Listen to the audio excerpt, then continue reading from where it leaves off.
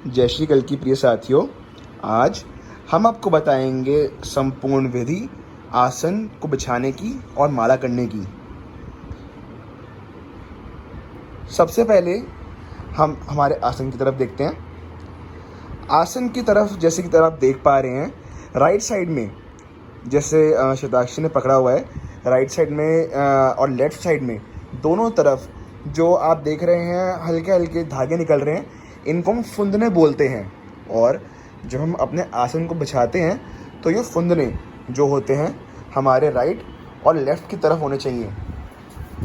दोस्तों, ये जो फुंदने राइट और लेफ़्ट की तरफ होते हैं, इनका बहुत महत्वपूर्ण एक कार्य है, वो ये है योग्यता है वो ये है कि जब भी हम पूजा करने के लिए अपना आसन बिछाते हैं तो कलयुग अपनी आसुरी तांत्रिक शक्तियों को हमारे पास भेज देता है ताकि हम हमारे काम में विघ्न बाधा उत्पन्न हो और हम अपनी पूजा ना कर सकें। इसके लिए भगवान श्री कल्कि ने अपने कमांडोज छोड़ रखे हैं। ये कमांडोज फुंदनों के राइट में और फुंदनों के लेफ्ट में और हमारे पीछे हमेशा रहते हैं और हमारी इन कलयुगी आसुरी तांत्रिक शक्तियों से लड़ते रहते हैं और इनका संहार करते रहते हैं ताकि हम अपनी पूजा अच्छे ढंग से कर पाएं।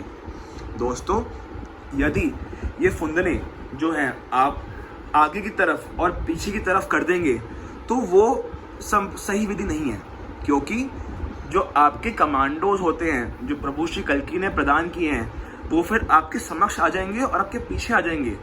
इससे होगा क्या कि आप तप तो कर रहे होगे, लेकिन जो आपके तप का फल है वो आपको प्राप्त ना होके जो कमांडोज लड़ रहे हैं उनको प्राप्त होगा।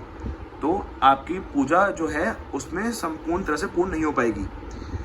अब हम बात करते हैं आसन की। जब हम अपनी पूजा पूर्ण कर लेते हैं और जब प्रार्थना कर रहे होते हैं, प्रार्थना करने के बाद हम अपने आसन का एक कोना मोड़ते हैं और उसमें जल छिड़कते हैं और 3 बार ओम शंकराय नमः, ओम शंकराय नमः, ओम शंकराय नमः ये बोलते हैं। दोस्तों, इसके पीछे का भी महत्व है।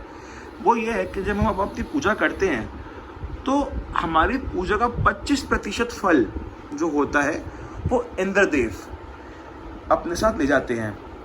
तो ऐसे ओम शंकराय नमः करने से क्या होता है कि जो हमारा 25% फल जो इंद्रदेव ले जाते हैं वो लेके जा नहीं पाते, वो हमारे पास ही रहता है।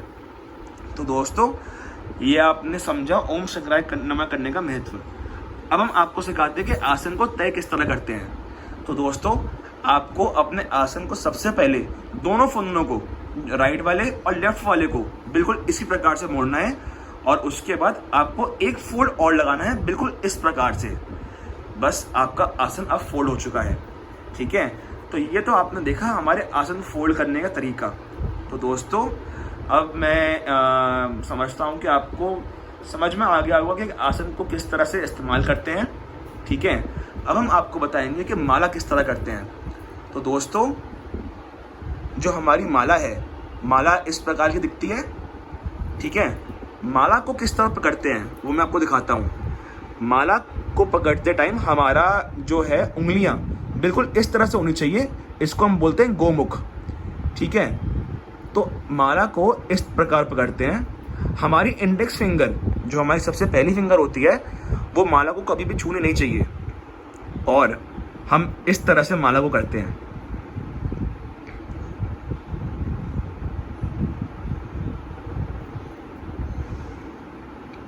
देखा दोस्तों आपने कि माला किस तरह से करते हैं। और एक बात मैं आपको दिला दूं, जब भी हम माला करते हैं ना, तो जो आप इसमें देख रहे हैं लाल कलर का जो भाग है माला पे, ये सभी मालाओं पे होता है। इसको हम सुमेरु बोलते हैं। तो जब भी हम माला करते हैं कभी भी हम इसको लांघते नहीं हैं, इसको कभी भी नहीं लांघते।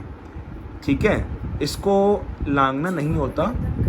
जहाँ पे से माला खत्म करते हैं ना, जहाँ पे सुमेरु आ जाता है, तो वहीं से हम इस माला को दोबारा से उल्टा घुमा के वहीं से दोबारा स्टार्ट कर देते हैं। ठीक है, तो ये हो गई माला करने की संपूर्ण विधि, माला करने का सही तरीका। तो मैं आशा करता हूँ कि आपको हमारा ये तरीका जो हमने समझाया आपको समझ में आया होगा। जय श्री कल्कि।